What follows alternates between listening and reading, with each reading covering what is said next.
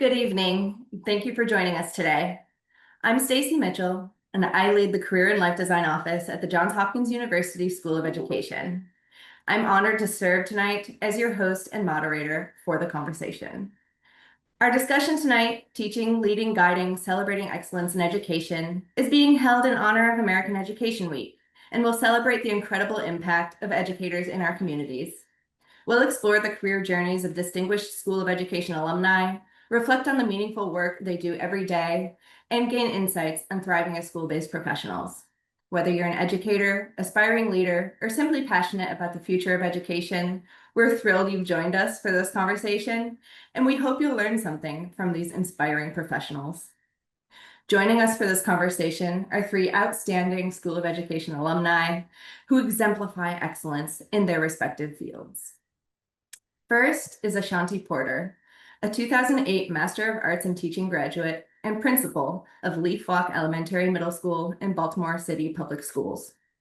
Ashanti is a dedicated educational leader with nearly 2 decades of experience within the Baltimore City Public School system and is both a 2025 Diane Tobin Memorial Award winner and 2025 Heart of the School honoree. Next is Jevons, a Master of Science in Educational Studies graduate and National Board Certified Special Education and Mathematics Model Teacher at the Academy for College and Career Exploration in Baltimore City Public Schools. Jevons founded his school's AP Calculus program, leads staff wellness, and oversees academics for student athletes. He's the 2025 Baltimore City Teacher of the Year and a 2026 Maryland Teacher of the Year finalist. Finally, I'm delighted to welcome Danielle Crankfield, a 2008 Master of Science in School Counseling graduate and National Board Certified Counselor and Department Chair at Crofton High School in Anne Arundel County Public Schools. Danielle is the 2025 Maryland School Counselor of the Year and a 2026 finalist for the American School Counselor Association's School Counselor of the Year. Before we begin, I'd like to remind those watching live that you can submit questions using the chat feature below. We'll be monitoring throughout the program and we'll answer as many as we can during the Q&A segment toward the end of today's broadcast. So Ashanti, Jevons, and Danielle, we cannot wait to learn more about you, your work, and how you thrive as professionals. So we're going to jump into the discussion portion of our evening. First, I'd love to invite you all to tell us a bit about your career journey. What inspired you to pursue a path in the education field? And Ashanti, if you would like to start us off. Well, good evening, everyone, and thank you for the opportunity to come on. And also congratulations, Danielle, for your esteemed accomplishment. So my journey actually did not start in education. I actually wanted to be a lawyer. I planned on going to law school right after my undergraduate. But the more I started working in my field, the more I started doing training when I was in school and at work. I noticed that there was a lot of people who looked just like me who were coming through the criminal justice field. And I was trying to figure out how exactly can I support them as adults.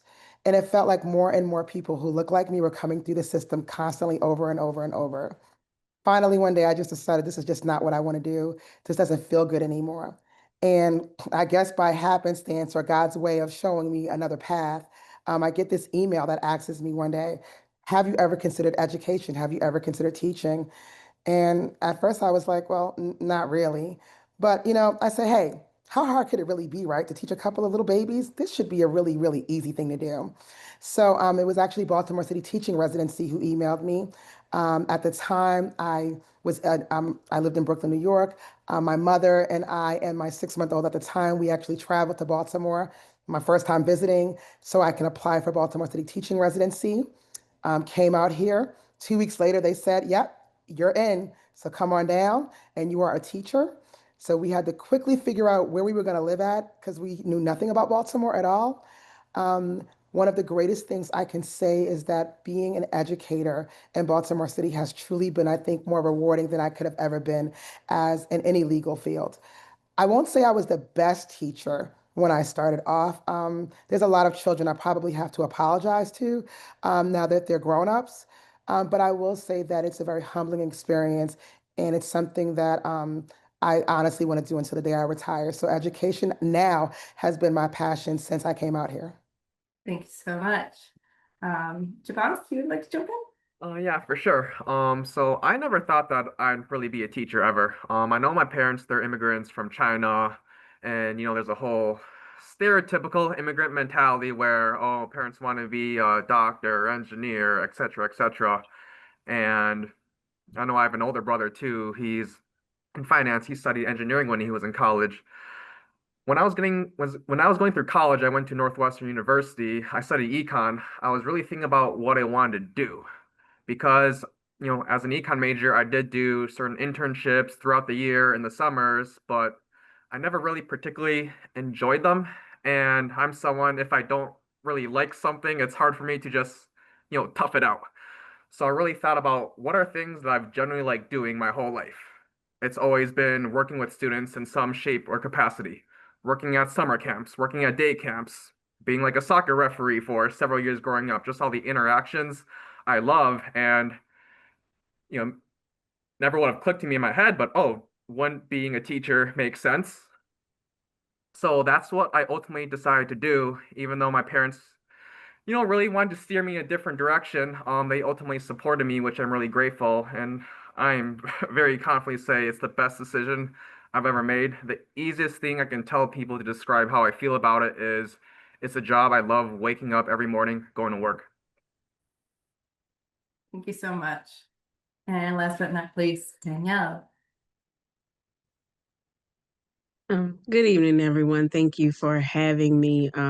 My journey to school counseling was an interesting one because when I was a little girl, I wanted to be a pediatrician.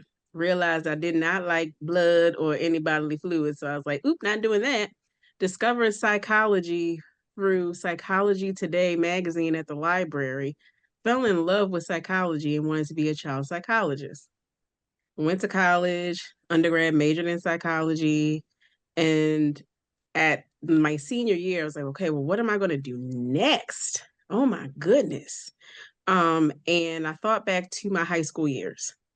And while I was in high school, I'm a first generation college graduate. I had an amazing school counselor. And I had some friends that didn't have such great school counselors.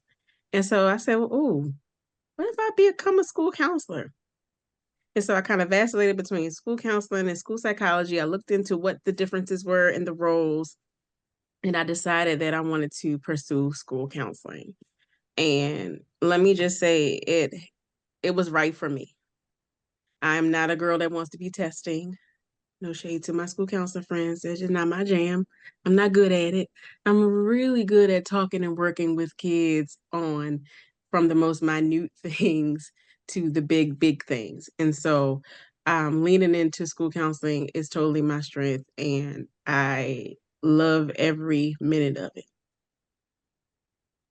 Thank you so much. And we know that you are very good at what you do. Apologies for misspeaking earlier. That you are the winner of American School Counselor of the Year. So congrats. So thank you all for sharing a bit about your journey and building onto that. Why don't we shift to how you've grown along the way? So please share with us what habits, skills, or mindsets you have developed over time that you wish more school professionals would embrace. And Javons, if you want to start us off this time. Yeah, for sure. Um, a lot of other educators already do this, but the thing that comes to mind for me is definitely just having a growth mindset, holding myself accountable, and just always being someone willing to learn. Like in that aspect, I honestly don't feel any different than the very first day I started. Every day I'm learning so much from not just the students, because you get different groups every year, different needs, but also there's so many incredible educators, not just teachers, could be school counselors, principals, so many people at a schoolhouse that ultimately are here to serve the students. And I'm just always someone every day just trying to get better from the conversations, going into other classrooms. Just there's so many different people that I learn from every day. And I'm just so blessed to have so many people who have taken me under their wing, mentor me, always answer any questions I have for them, and just help me grow every day. Thanks so much. Danielle, if you want to jump in. Sure. So very similar to Jevons.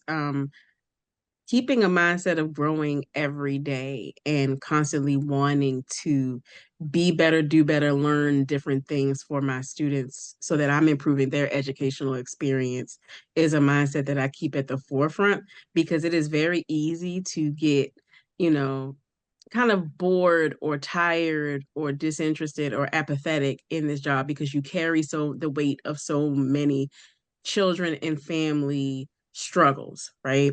So making sure that I'm always at the forefront and of being a change maker and innovator for my students is one of the mindsets that I have gravitated towards. I've also really evolved my mindset around equity and inclusion.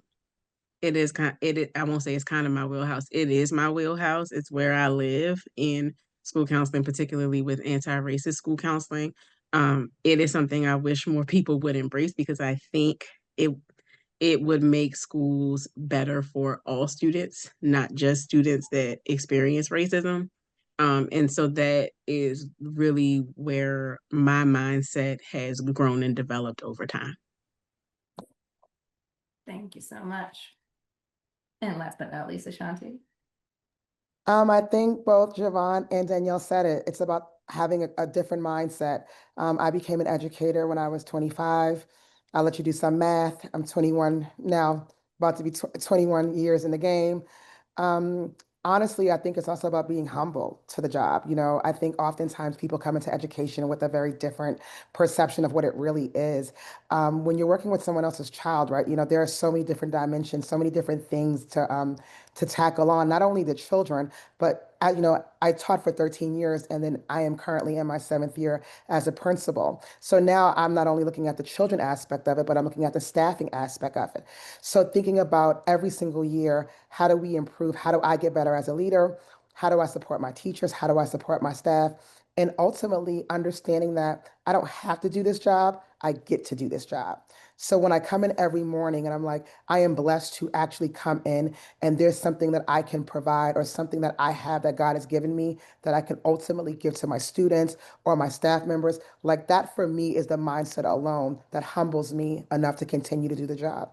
Thank you all so much, right? So being at the forefront of things coming, thinking about equity, having a growth mindset, being humble, and that really powerful insight, right? Of being able to say, I don't have to do this job, I get to do it. These are all super powerful insights and really great suggestions and reminders for all of us to keep in mind. And that also helps us connect to another dimension of this work, which I think is super important too, which is resilience, right? A career in education, it's deeply rewarding, yet it comes with a variety of challenges and challenges that evolve over time and constantly. So my next question is, how do you all continue to stay motivated and connected to your work, even when things feel difficult? And Danielle, I'm going to ask you to start us off here. Okay. So I think what keeps me motivated is staying connected to my students by doing things that are not just school counseling. So one of the things that I do in my job is I am a club advisor for 2 different clubs. And it allows me to be with the kids in a different space, which allows me to have a different experience, more fun, right? So I'm not constantly working on the school counseling things, even though of course, I'm gonna throw some school counseling in there, but running, co-advising the Black Student Union and co-advising the Equity Leadership Council gives me an opportunity to be around kids in a different way. The other thing that keeps me strong and make is just so my kids are at the heart of what I do. So when I look at students and I know that at the end of the day, I truly believe that all students deserve an education that meets them where they are and takes them where they want to be. And so those type of affirmations and mantras help me stay grounded. And also spa days. Love it. Thanks so much, Danielle. I'm going to move over to Ashanti. I'm going to definitely take the spa day idea from Danielle, sure. I honestly think my faith is actually what grounds me to do this. You know, the idea of being a servant leader is something I've not always had, but something I have grown to love over time. I mean, I always tell my parents, I tell everyone, I have a better job than anyone else in the world does. I mean, who else gets to go to work for 7 hours, gets to play with 4-year-olds and play with Play-Doh and sand and hear about all the stuff what happened with their kittens and cats and dogs. And then a couple of minutes later, I get to be with eighth graders who are telling me about their high school choice and where they want to go for college, right? Like to have this different dynamic throughout the whole day. I mean, honestly, it's a great experience. And every day is different. There is no same day in education, no matter how hard you try. And the funny thing you asked is like, what motivates us to keep on going? I mean, just being vulnerable. Like today was a very, very rough day. I don't know. I don't necessarily believe in Mercury's in retrograde, but today I might just believe in it today. And I think that what happens is you come home, you breathe it out, you talk it over with your people, and then you get up the next day. You figure grace is grace, right? Like we want grace, we give grace. So tomorrow it's a brand new day. Whatever happened today, we leave it alone today, and tomorrow we just give the same amount of grace that we want for ourselves. So that's what keeps me motivated. Thank you so much. And we're very happy that you're here, regardless of a tough day. So thank you so much. And finally, wrapping things up with this question, Jevons. Definitely a few different things. I know student behaviors is like the big thing that I know teachers just face a lot, right? And I guess for me, just not taking things personally. For me, I like to think that I'm funny or humorous to some extent, so I always, love to, they make a joke or say something to me. I'll usually play it back with humor, and usually what ends up happening is we'll all laugh together, and then we'll get back to what we were supposed to in class.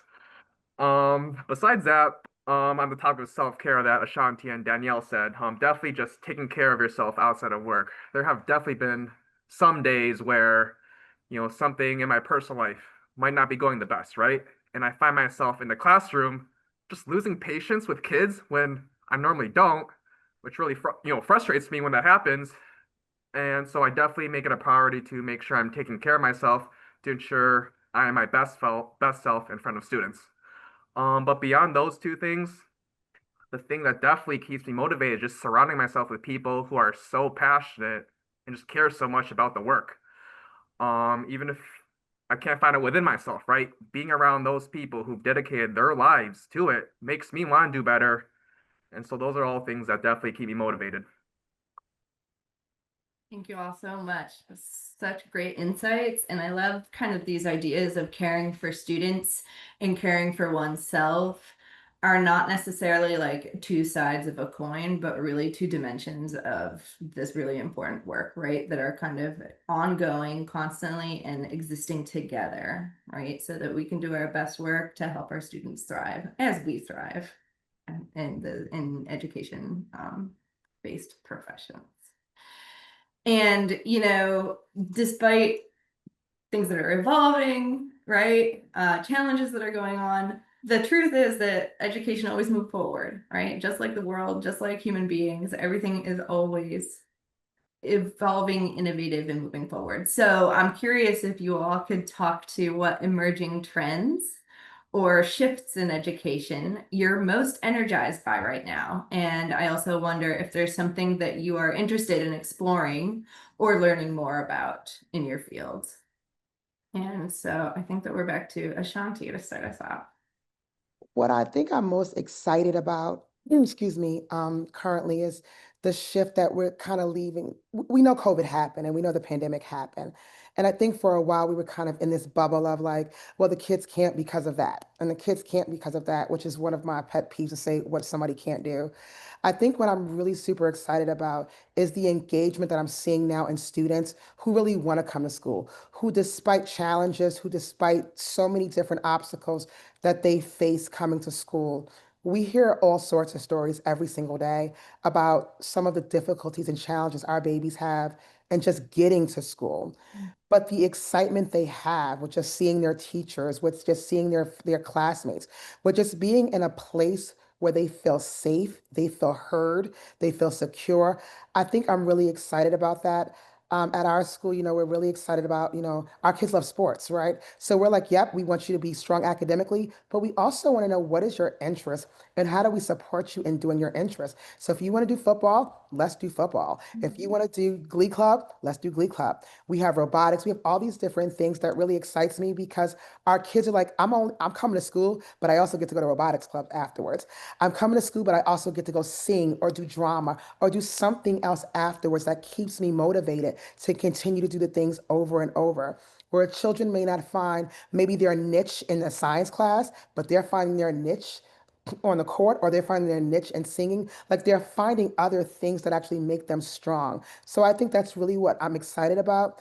And I'm definitely more excited about the fact that we are doing a lot more at, at our school to make sure that all of our kids feel a great experience. I don't care where you live at, I don't care your demographics, but every single one of our children, we want to make sure they feel a wonderful and pleasant school experience regardless of their background. So I'm really excited about those things that are emerging where we're at. Wonderful, right? It's super powerful, right? We center students and students thrive, right? So I love hearing you talk about that. Jevons, I think you're up. Yeah, just want to follow up with exactly what Ashanti said. I know definitely we hear most is always, student academic achievement data or math test data, English data, but as Ashanti said, it's the whole child. You have to look at the child holistically, giving them all the different opportunities possible beyond, just what's taught inside a classroom, regardless of what class they may be. Um, so I know one thing I'm definitely more really interested in seeing how it plays out, and because I know in Maryland, especially with the blueprint, I know in Baltimore City as well. I mean, all across Maryland, the emphasis on, well, specifically community schools, because, as educators, we can only work with what our students come in with. And obviously, students can go through various different challenges, which, impact, how they show up on a day-to-day basis. And as Ashanti said, I strongly believe that any student is capable of achieving, no matter their background, zip code, what their upbringing is. Um, but I also really love how there's also work within education to recognize that it's not just education itself, it's also the aspects outside of education to help our students. So with community schools, right? My school I teach at, the one I'm in right now, is a community school. It could be small things, like from a teacher perspective, right? Kid can't see the whiteboard. There's people I can go to, the community schools coordinator, really great person, to get glasses. It could be, a student with family going through a tough time financially, right? We have a food pantry and services, so many wraparound services that help our students and families during the school day, outside the school day, and with the blueprint also the early childhood learning, emphasis on expanding pre-K, emphasis on Judy centers, before they even enter pre-K, before they enter schools. I've had the pleasure to be in, seeing some of that in person is just so nice, seeing like mothers, families from before, still in the pregnancy stage, before the kid is born, and before they even go to school, seeing the learning opportunities, structure, supports has provided, and seeing, oh, it's just really nice seeing a lot of work done, especially in Maryland, on the whole child, especially what might be perceived as outside of the school's responsibility. Thank you so much. And Danielle? Excuse me. So Javon's mentioned the blueprint, and I'm glad he did because it did remind me of one of the educational shifts in Maryland that I'm interested to see how it's going to play out, and that is the emphasis in increasing the number of students that graduate career and technical education trained or certified. And so, because I know there are some pretty exciting and interesting shifts happening in my district around that. And so I'm interested to see what that looks like in my school. I'm also interested to see the early childhood education and getting to see more students be able to access that across the state. What I want to learn more about is one of my favorite authors of school counseling literature, the one that actually piqued my interest and got me into anti-racist school counseling, has co-authored a book that is releasing soon on abolitionist school counseling. I literally just saw it on my Instagram news feed before I came on. So I'm like, ooh, what is that? So I am interested. I don't know anything about it yet. I haven't read the book. The book hasn't been published yet, but I'm very, very interested to learn more about that because I'm constantly wanting to learn more about different ways to approach school counseling and make school better for kids versus making kids better for school. Great. Thank you all so much. And when we think about looking toward the future, what's coming, that naturally raises another question, which is how do you continue learning and growing as a professional in such a dynamic field? And Jevons, if you want to start us off. Yeah, for sure. I definitely try and seek opportunities whenever possible, just to hear from a different perspectives, because my perspective is my own and everyone's can be different.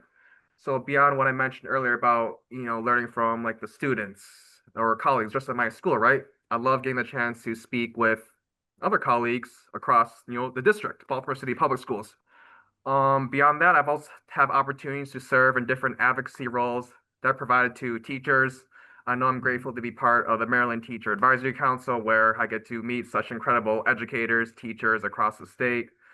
I know being part of the Pillar 5 Advisory Committee with the Blueprint has allowed me to learn a lot more about the Blueprint, which is a huge comprehensive plan that it's a lot. And just learning about systemically, I'm always been a systems thinker. I really love seeing how things, policy, systems can trickle down and get implemented ultimately on the classroom or school level. And yeah, just finding opportunities where I can to meet other educators, learn more. That's how I continue learning. Great. Yeah. Collaboration, talking to people. That's a super great way to learn no matter what you're trying to learn. And Danielle? So I have previously, we still have to relaunch it this year. I joined a educational, like professional learning community called Social Justice and Soft Drinks. And when I tell you, even though I'm usually the only school counselor or one or two school counselors in that community, being a part of that has really pushed my thinking and shifted my perspective on how to make school a better place for students. And so we would typically meet twice a month and then we would meet monthly. But since we came back into the bit, it started during the pandemic. And then when we came back into the building, it's just been harder to get everybody together. But it is an amazing space where we learn, we read, we've read books and had author talks with people like Dr. Patina Love, who wrote We Want to Do More Than Survive. And some of that work has just been amazing. So I am a person who loves to facilitate professional development as well as attend professional development. And what I find is that sometimes I learn when I'm facilitating as much as I learn by sitting and learning, and I seek out opportunities to learn, because one thing that is a part of my educational philosophy is that I'm never going to be I'm never going to be good enough at this to be done. It doesn't matter that I got some fancy award, which I'm super grateful for. I'm still not ready to be done. I am still a work in progress. I can always learn something else to be better for my students. And I'm going to keep pursuing those things. I love to read me a good book that's going to shift my perspective. And I love to host or participate in book talks so we can share and collaborate. And the other thing that I really like to do that I haven't gotten a chance to do in quite some time is, a lot of people don't realize this, but as a school counselor, I spend time in classrooms and I write a lot of classroom lessons that my team and I teach for students on college career readiness, social emotional learning, academic planning, all of that good stuff. I like to go into teachers' classrooms and see what they're doing so that we can incorporate those things into the school counseling lessons. I haven't been able to do that in a while, but that is something I really enjoy doing. Thank you so much for sharing. Those are all really great points. And Ashanti. I mean, I think Danielle kind of took all my stuff. No, it was great. It's actually, one of the things I love to read whenever I get a chance to read, being mom and being principal. You have to kind of find those opportunities to read books, but I genuinely try to figure out what is it that I don't know yet, or what is it that I want to get better at. So I know one of the things that I want to get better at currently is my middle school. I want to really understand how do middle schoolers think, right? When my children were middle schoolers, they were different. So trying to figure out the middle school brain. So I go to middle school conferences, right? I spend more time in my middle school just to kind of get a feel of what that looks like, reading more books. Um, Also trying to really understand how do I support every learner. In Baltimore City, we have school performance plans. And, we have these percentages where every school has to meet certain goals. But I look at these goals and I'm like, these are, in my opinion, not very high goals. Like, what happens to the other children who are not in that bucket of the 30 or 40%, right? How do we support those children, even if they can't make top growth? How do we still support them in making progress? So part of my work this year is how do we unearth some of that? How do we support all students to making sure that they are actually making progress every single year, every single year, every single year, until they can actually get to the grade level they need to be on? So that's where a lot of my learning comes from. And I have to say this, and I don't think I'm biased when I say this. I have the best school leadership team and the best staff in the world. They give me such good advice. When I'm wrong, they will stand 10 toes down and say, you are wrong. When I'm right, they'll applaud too. But what I really appreciate is that there are so many more people in my building who are smarter than I am. And I acknowledge that. I see it. They know so many things that literally, if I could have all their brains in one, I could probably rule the world. But I really enjoy the fact that I get to work with people who are smart, who are intelligent, who genuinely love, love, love kids. And they actually support my own professional development and make me a better leader each and every day. Thank you all for those answers. Those were very inspiring, and something that was kind of floating around in all of them is this idea of, pursuing learning experiences or seizing growth opportunities, right? When we think of excellence in education, it's not something that is passive, right? Y'all are working, it's all about seizing, pursuing, right? And taking that active stance in your profession that's driven by passion. So thank you so much.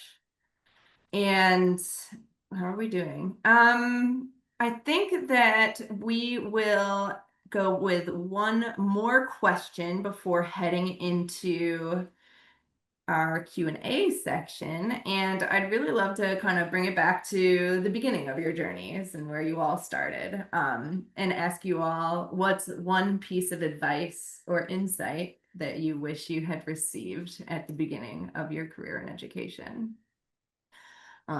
And Danielle, if you want to start us off there. So I wish that I had been told to not try to do it all in 1 year. Like, a comprehensive school counseling program plan takes time to build. And often in my earlier years, I would try to do all the things, and I was doing things, but it wasn't being done well. Sometimes you have to go slow to go fast, right? And attending to the foundational portions of a school counseling program plan and then making those things a part of the school culture, eventually you'll be able to add on the extra things that you want to do. So, like, you don't have to have Red Ribbon Week your first year as a school counselor. You don't have to have the career day and, um, goodies with grown-ups and all of that good stuff. You can start out small and build those things on, and also get a community of people around you that can help you even if they're not in your building. Sometimes, especially when early in my career, when I was at an elementary middle school and I was the only counselor in the building, nobody else did my job in that building but me. And I needed to lean on other people who do my job to help me figure out, well, hey, what am I doing? And what are some of the ways that you do it? Can you share some things with me? Thankfully, I had some good people that looked out for me, but I would tell my younger self to get more people on the team. Thank you. Yes, that is really great advice. let's see, where are we heading? We're gonna go to Ashanti. What advice would you give your younger self? Um, well, I'm a transplant, so I'm not from Baltimore. So I would first tell myself to understand the lingo of the city you go to before you go, so you don't sound crazy and look crazy. But what I would really say is that one of the things I would tell my younger self is to humble myself. I think oftentimes, once again, I was 25 when I became an educator, and we have this impression because we are now the adult and we are now the authority, that because what we say goes. And that's also rooted into a lot of how we grew up in, like, the adult speaks and you listen. Um, and also being a very, my mother would agree with this, brash New Yorker, just coming in with the mindset like, I know everything. I don't need your feedback. Excuse me. I got this. I can figure it out. It's first grade. 1 + 1. I can do this, right? And not really taking the time to hone in on a beautiful craft that really, really, really does something great for the next generation. So if I could go back and tell my younger self, I would say, number one, be quiet. You don't know everything, and humble yourself to the calling that you have. Great advice. Thank you so much. And finally, Jevons. One of the reasons that I think a lot of teachers or educators get into the profession is just being able to see the impact they make on students every single day. The advice I wish I had received was honestly the opposite. Well, I guess part of the opposite, because I think the toughest part of this job is also that sometimes you don't see the impact you're making every day until years down the road, potentially. I'm thinking about, like, as a teacher, right? Kids I might, butt heads with throughout the year, having trouble holding them accountable, making me defiant, things like that. And in my first few years, definitely was really scary because I didn't really know, was I actually making an impact on these students, because sometimes I just saw some of the, I guess, the bad sides of things. But throughout the years here now, just having students, because for me as a teacher, I don't just think about, just, oh, how do they do in my class? Oh, do they graduate high school? I really care about how are they ultimately doing once they leave our school, in college or in the workforce. And I'm just thinking about so many random examples that have just happened recently, right? Driving down the road randomly in Baltimore, turn my head. It's a former student I haven't seen in like 4 or 5 years. And we just pull over and just have a long conversation, or just seeing students randomly that I haven't seen before, just hearing about how they do, especially some of the kids where, I butted heads with, having the conversations, them saying things how, even though we didn't always see eye to eye, they always appreciate how I, had some of those tough conversations with them, held them accountable in a loving way. So the piece of advice to follow is to, stay consistent, stay optimistic, because sometimes you never know when you'll see the impact that you'll make. Thank you all so much for that advice and for all of those insights. Thank you, Ashanti, Jevons, and Danielle. This has been such an inspiring conversation. I'm sure that we could talk about all of these things for, another hour or two, but I would love to turn things over to our audience and see what questions have been coming in. And as always, I encourage those of you watching live to continue to pose questions in the chat below. We'll do our best to respond to as many as we can in the time that we have. All right. So the first question that I see is for Danielle. And the question is, how do you collaborate with teachers and administrators to make sure counseling services are integrated into the school's broader mission? So the way that I collaborate with teachers and administration is I first put myself in their space, right? So I spend time. I check in with them. I build relationships. And then in building those relationships, I'm able to communicate the importance of the school counseling program and share with them the impact that I hope to have on students. I ask them, okay, so what are you seeing? The data says this. I see this. What do you see? And how can we work together to make a positive impact on students and negate that negative impact? I also put myself um, on the leadership team before I became department chair. So I've been on the leadership team at my school for like 3 years, but I just became department chair this year because because I was in charge of a school improvement plan work group that used it to become influential in the school. So oftentimes as school counselors, we're told that we're leaders, but we're not necessarily trained to be leaders. And so you have to put yourself in position around leaders and learn about leadership so that you can be that school counselor leader in that building. You, as a school counselor, we have a view of the school that others don't have because we don't teach and we're not responsible for the safety and running of the building. We're responsible for the mental health and the educational skills of the students, right? And so we have to be able to build relationships with our leadership and with the teachers so that students have the best outcomes. So it's being open, it's listening, it's popping by to say hi and see how people are doing because they're more willing to work with you when you are personable while also learning leadership skills and putting yourself in the position to be a leader. Thank you so much, right? The power of relationship building is crucial. So thank you so much for that insight and reminder for us. The next question that I see is for Ashanti.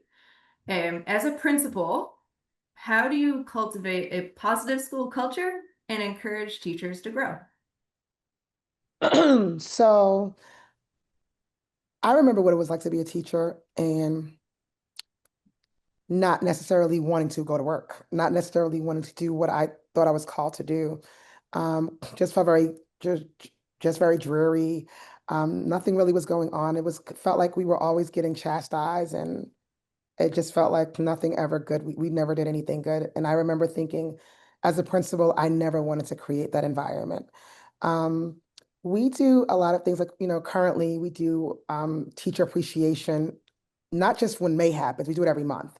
So every month, we try to do something for teacher appreciation, even if it's something as small as we go around with a cart and just give out snacks. I love snacks. And so do teachers. So, we just do something like that. We try, once again, I'm a firm believer in grace, making sure that, like, hey, real life happens to real people. Like, I'm a mom. Let me be really clear. My son plays football. So if his football game is on Friday and it's at 3 o'clock, guess where his mama gonna be? At a football game at 3 o'clock, because that's a real thing. Like, that's important to me. So when I think about my teachers, when they say, hey, listen, my child is first day of school. I know I'm supposed to be here. And we're like, and yes, they are. But I also know what it feels like to bring your pre-K baby for the first day of school. So mom, go take your baby, come back after you're done. Just really just having a fun atmosphere. If you ever come to my school, we are swagged out. We're big on branding. We're big on building a community. Oh my God, I can't even tell you how many things that has my school's logo and name on it. People think we're a cult. I promise you we're not. But just honestly making everyone feel like this is family.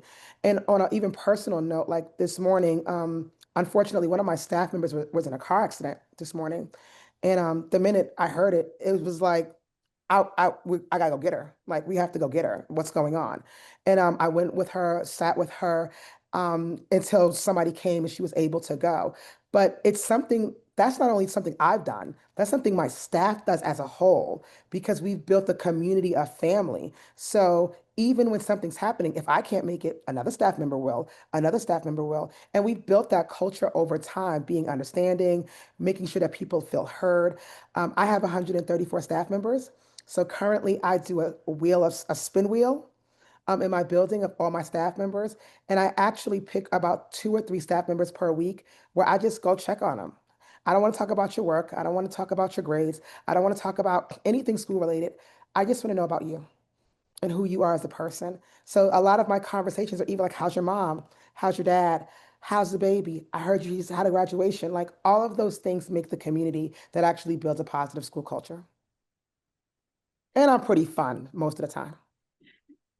Great. I mean, when I talk to students or anybody about life design, we always talk about how, like, an optimally designed life is one in which who I am, what I care about, or what I believe in, and what I'm doing are all kind of in alignment, right? So it seems as though, you know, that kind of environment that you're creating and sustaining, that's where, you know, that optimal state can come about, right? And it is so important to not only pursue that type of coherence, but also to find places where at work it's valued, right? So that's really, really special. And Jevons, did you have any follow-up? Oh yeah, no, just definitely wanted to echo, I mean, relate to the question on how important school principals and just school leaders are in general for teachers, especially. I think back in my very first year, I'm not here from Baltimore, and to be honest, I struggled quite a bit.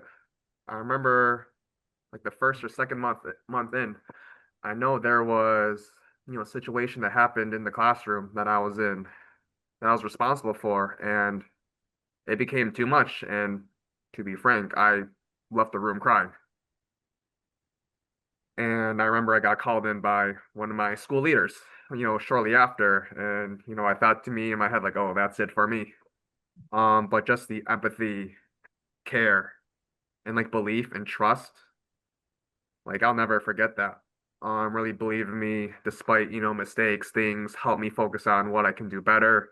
So really just wanted to echo how important, principals and school leaders are to ensure teachers are supported and are able to do what they do. Great. Thanks so much for that thought, Jevons. And those first two questions came from Dina. My apologies. I'm seeing names now. So credit to Dina. Cindy has a question also about challenges outside the classroom. So her question, as with so many jobs, when she was teaching in a past life, she loved the work in the classroom, but hated the drama and politics outside of it. Have you faced those challenges? And if so, how do you push through? And Javons, you talked a little bit about this in your advice, but if anyone else has some thoughts that we'd love to hear. So, just yesterday, my school was impacted by a decision by my district. And listen, the first thing you have to do is surround yourself with people who can make you laugh when you want to cry. Um, no- I have a team in my school counseling department. They are amazing human beings, and when everything else makes you not want to come to work that day, my team makes me want to come to work. The other thing is reminding yourself, like Javon said earlier, not to take it personally, right? So at the end of the day, people are protecting their children in their minds, whether we feel that it's protection or not. Whether whatever, regardless of our opinion of how the people, the parents are raising their children, or the board members and the decisions that they make, at the end of the day, it's not about us, it's about the kids. And we have to be in a mindset of, I am here to serve the children. And so I choose to shift my perspective when I push through. I choose to laugh at the things that are hilarious to push through. I look at the faces of my students, and they are the ones that ground me. And I try my best not to take the things personally, because ultimately there are decisions that are made that are beyond me. And all I can do is focus on what I can control. I control my school counseling program. I control my actions, my words, and I control how I care for my students. I'll move on to the next question then. Thank you so much for that. Kate is asking, how do you handle or combat the lessons that they're quote unquote learning or just picking up online, particularly from social media? We're in a new world. I think it's hard. I mean, we are combating something that many of us did not experience when we went to school. So, depending upon age range, there was a lot of things that we just didn't have to deal with. I think part of it is also, Baltimore City has a rule where there's no cell phones in school at all anymore, which we started up maybe a year before that because we honestly felt like this is not the place for that. There was so much going on, so many altercations, so much drama happening in our building as a result of it, that once we literally cleared it off, when I tell you the amount of issues declines instantly. And then getting parents on board to explain, like, hey, I know your baby's a little bit older, but you still need to check your baby's phone. You still need to see what's going on.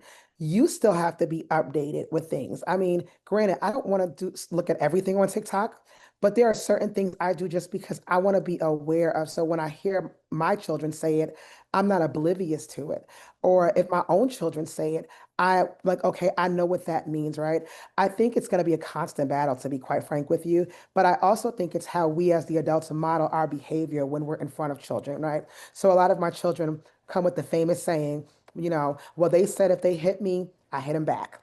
Or if such and such happens, I do X, Y, and Z back, right?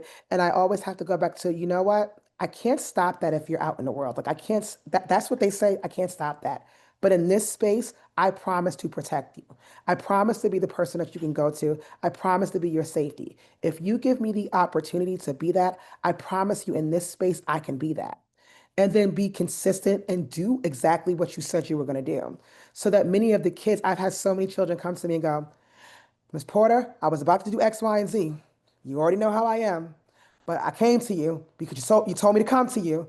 So what we gonna do about it, right? And at that point, I'm like, you know what? What are we gonna do about it? So let's fix it. So I think part of it is also how do we model it, right? If I'm in disagreement with a staff member or I don't like something, how do I model and show that I don't have to do what online or reality TV shows me, but I can actually speak and communicate with you in a way that gets my point across where you can be heard and I can be heard. That's great. Yeah, thank you so much, right? Anybody else? I think we had a couple of examples. Oop, Danielle?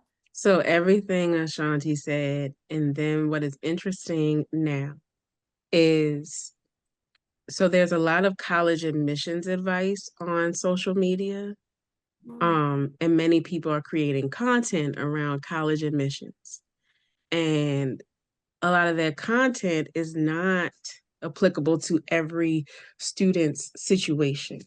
And so what I have to combat, especially during college app early action, early decision season, is, well, such and such on TikTok, he said I need to apply to 20 schools and blah, blah, blah, blah. And kids trying to join clubs in their senior year to add to their resume and really having to fact check social media and helping them understand that just because somebody said it on the tick and the talk does not mean that it is your story. Your story is your own story.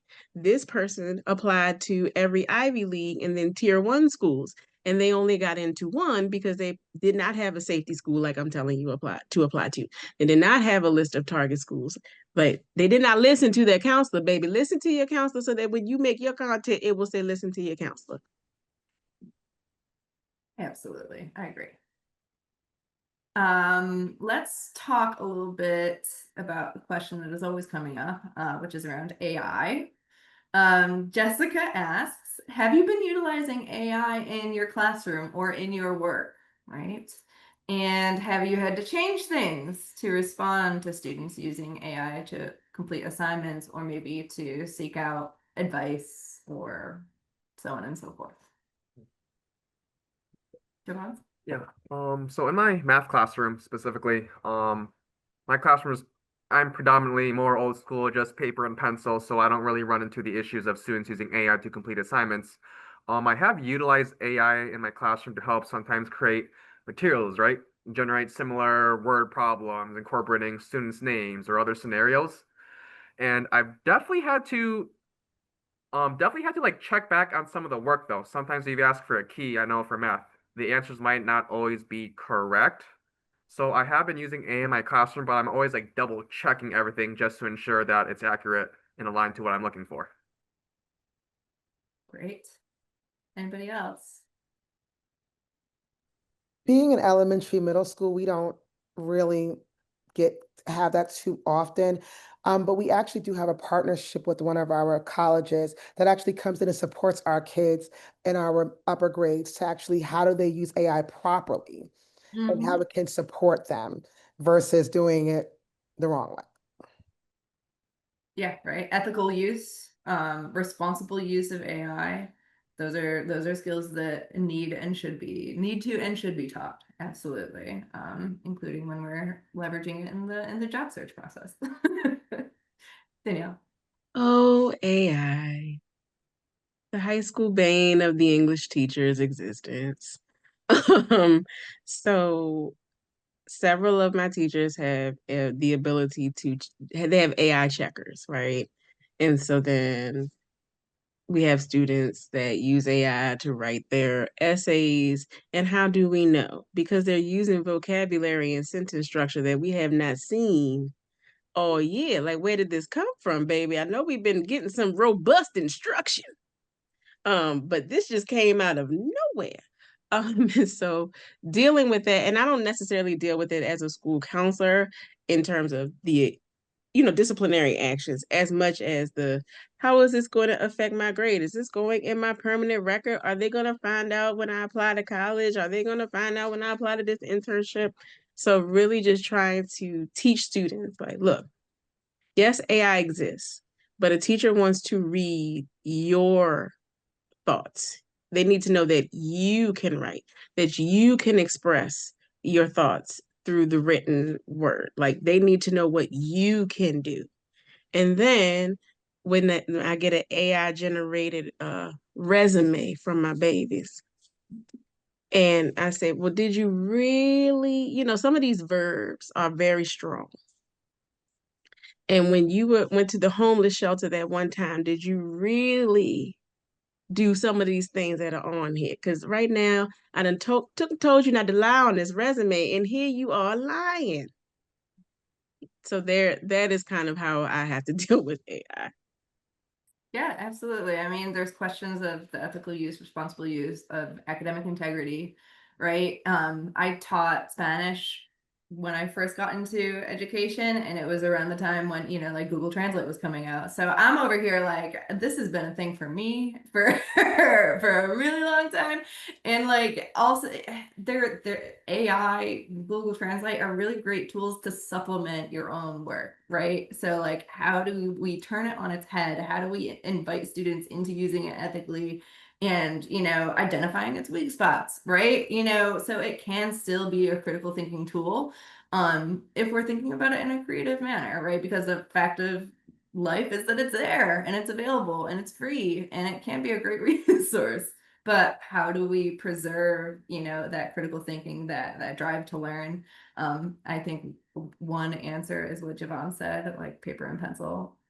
But there's ways, right? And it's this really exciting growing field, and lots of productive ways to incorporate AI into the classroom too. And there's so much going on in terms of research, so we're looking forward to see where all that goes too. Let me do one more quick question. We've been talking a lot about parents. We have a question. I'm sorry, we've been talking a lot about students. We have a question from Natasha that asks, what can parents do to best support their child's education and the schools that they attend? I think one of the things, it's so funny, we had our parent engagement meeting today. And one of the things that a lot of our parents genuinely want to help. But let me start there. There's a lot of parents who want to go out there, they want to help, they want to do what's best for their babies.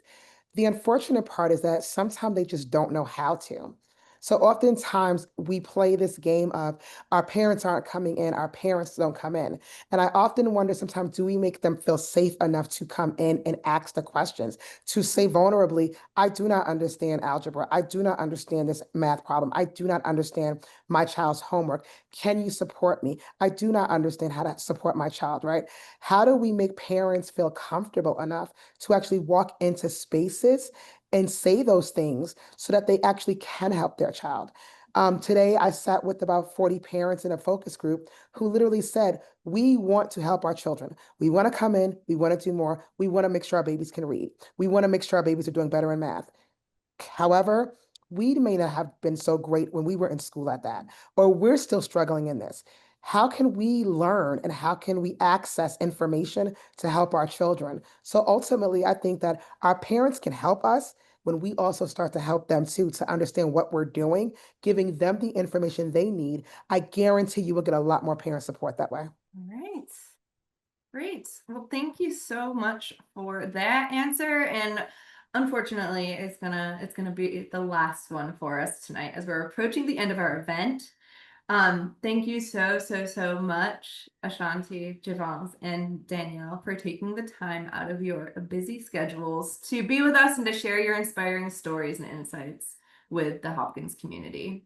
I'd also like to thank everyone who tuned in to listen to our conversation today. We hope that you enjoyed this celebration of educational excellence and encourage you to attend more of Hopkins at Home's free public virtual content in the future. For more information, please visit hopkinsathome.jhu.edu. Thank you all again. I hope you have a wonderful night.